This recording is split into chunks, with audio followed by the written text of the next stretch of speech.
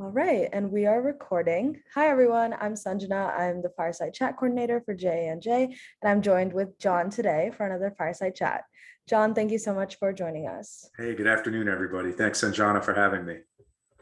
All right, so to get us started, can you please tell us about your educational and professional backgrounds and sort of the path that you took to get to where you are today? Oh, great question. Thank you. In terms of educational background and the path that I took to get here, I kind of have a bit of a meandering path. I went to, a college up at the State University of New York for a few years, and I was studying general studies there.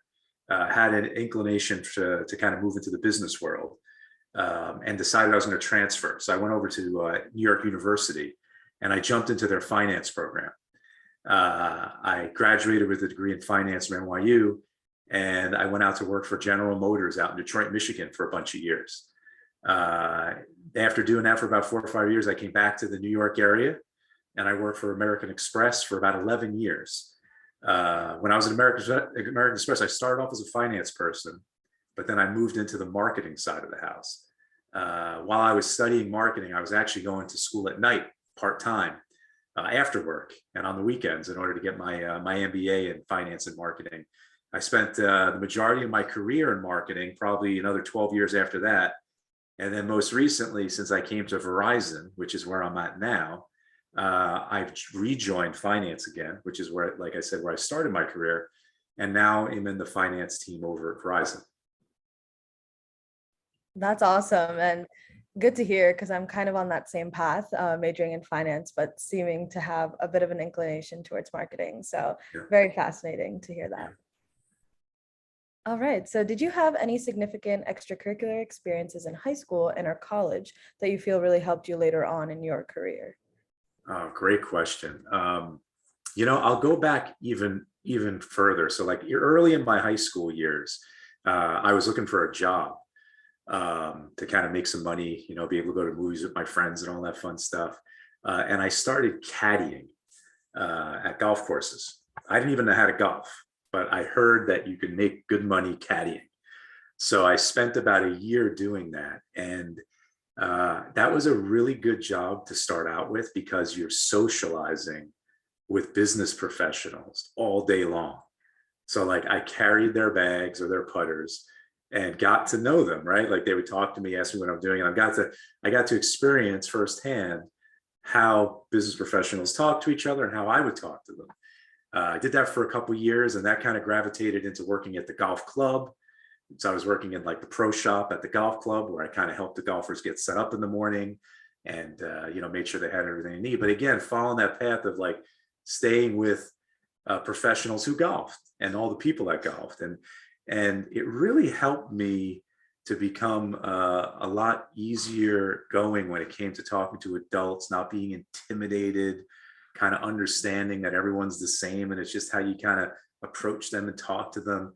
And it was a really great foundational experience for me until I kind of got into college and started getting real internships and companies. But I always took that experience with me, how to relate to people and, find an experience that gets you out of your comfort zone and lets you get exposed to the kind of people that you want to be exposed to, Yes, that completely resonates with me because that's essentially what I do with these fireside chats. And just over the past year being able to do this, I've noticed that my public speaking and communication skills have just become so much better because as you said, you're getting that firsthand exposure to talking to people who are in the professional world and also just adults and just a lot older than you, right? So I definitely recommend to anyone out there who's listening, if you have the opportunity to do something like this, work at a golf course or just be exposed to people who are older than you, although Yeah. it might seem uncomfortable, like at the end of the day, you just need to be personable. That's all anyone's looking for. Yeah.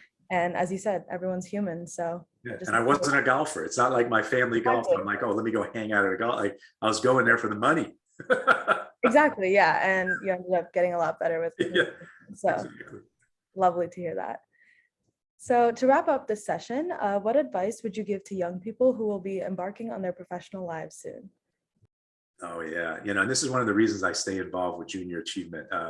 ever since I started working, even back in my GM days, and I followed it through American Express, and then now Verizon. I've always been affiliated with Junior Achievement because I really do feel that if you're not, if your family isn't always talking about business, or you don't have business people in your family, or you just don't have the opportunities to relate with people who think like that every day, it doesn't mean that you don't have the potential to do that if that's what you so choose. And I always found that these classes were awesome because I could see the light bulbs going off. Like I could see getting in there and understanding that I'm talking about something in a way that the student hadn't heard before. And it starts getting them thinking about similar ways and similar things in their life. So my suggestion, as I kind of give you guys some advice, is take advantage of those experiences, whether it's junior achievement or whatever, when your schools or when your groups, or when they put you in front of people that are different than you, and they're get that perspective, understand what they bring, because that's what's going to allow you to grow. Like when you go to high school and you go to college and you go postgraduate and you start to, or whatever it is you do in your life, like it could be a trade school, could be whatever, like you're gathering knowledge from that person who's different than you. And that's what's so cool about JA, and what we're doing here is it kind of facilitates that transfer and gets people exposed to things. And whether it's in JA or not, just find those opportunities and learn from them. That would be my advice.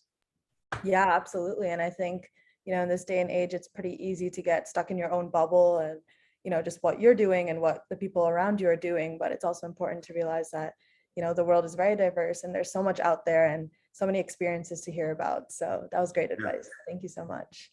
Good. Thank All you. right. Thank you for having me today. And Absolutely. I look forward to, hearing more about what Junior Achievement's doing and being able to stay involved with everybody. Absolutely. Yeah. Thank you so much. This was a great session. Thank you.